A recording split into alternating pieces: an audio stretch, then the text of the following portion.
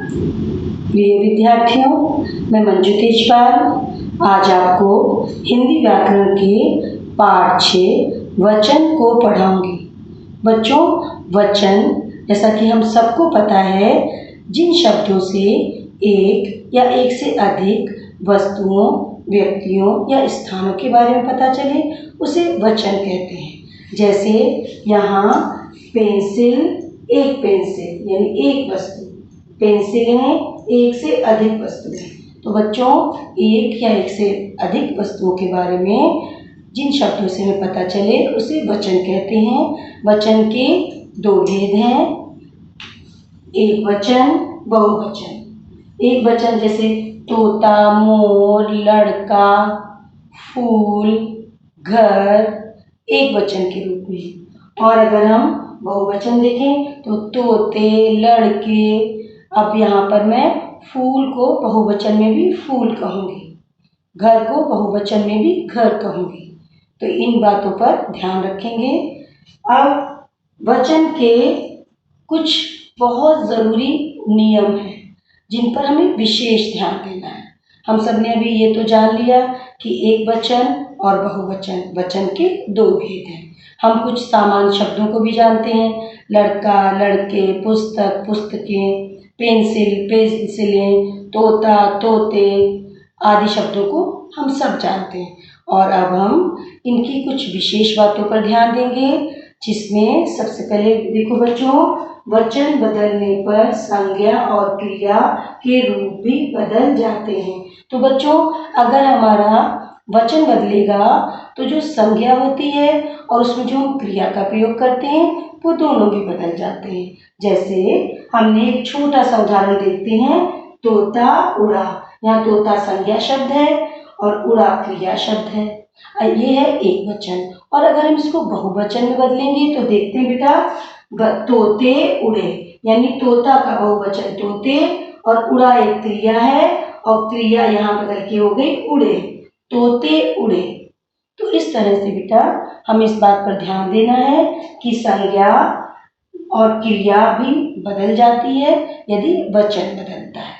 अब हम इसके एक और विशेष बिंदु पर आते हैं, सदैव एक वचन में प्रयोग होने वाले शब्द। बच्चों, कुछ शब्द ऐसे होते हैं जिनको हमेशा एक वचन में प्रयोग करते हैं। जैसे कुछ उदाहरण मैंने यहाँ पर लिखे हैं, पानी, सोना, चांदी, भीड़, जनता आदि। इन शब्दों को हम जब भी बातों में प्रयोग करेंगे तो ये एक वचन के रूप में ही माने जाएंगे। और इसके साथ सदैव बहुवचन में प्रयोग होने वाले शब्द। तो बच्चों, कुछ शब्द ऐसे भी हैं जो हमेशा बहुवचन में प्रयोग होते हैं।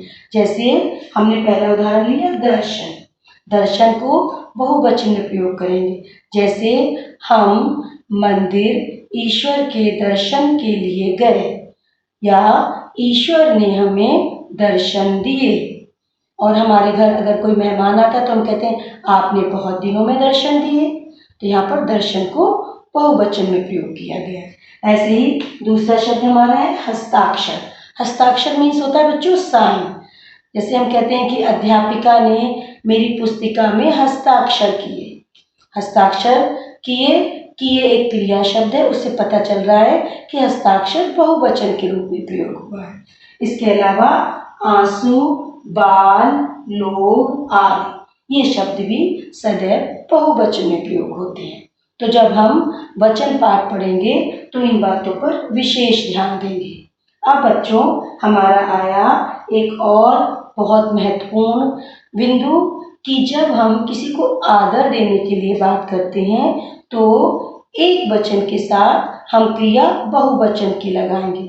जैसे दादाजी आए, यहाँ दादाजी एक वचन है लेकिन क्रिया बहुवचन आए। दादाजी आए, हम दादाजी को रिस्पेक्ट देते हैं, आदर करते हैं। ऐसे ही अध्यापिका जी पढ़ा रही हैं, तो अध्यापिका एक वचन लेकिन हमने इसकी क्रिया बहुवचन की प्रयोग की है। तो हमारे यहाँ पर ये कुछ मुख्य बिंदु थे जी मैंने आपको बताया। और एक बार हम अपने पाठ को फिर दोहरा लेते हैं कि वचन वे शब्द जिनसे हमें एक या एक से अधिक होने का पता चले वचन कहलाते हैं। वचन के दो भेद हैं, एक वचन, बहुवचन। और वचन बदलते समय संज्ञा और क्रिया के रूप भी बदल जाते हैं। जैसे मैंने कहा लड़का आया, लड़का एक वचन, आया एक वचन। अगर हमने कहा लड़के, अगर हमने कहा उसको बहुवचन तो हमारी क्रिया भी बदल जाएगी, बहुवचन में आया का आए। जैसे यहाँ मैंने एक उदाहरण दिया, तोता उड़ा, तोते उड़े। तो इस प्रकार बच्चों जब हम वचन पढ़ेंगे तो इन बातों का ध्यान रखेंगे और इस तरह से हम वचन के बारे में जो यहाँ पर हमने समझा उस पर विशेष ध्यान देंगे। धन्यवाद बच्चों।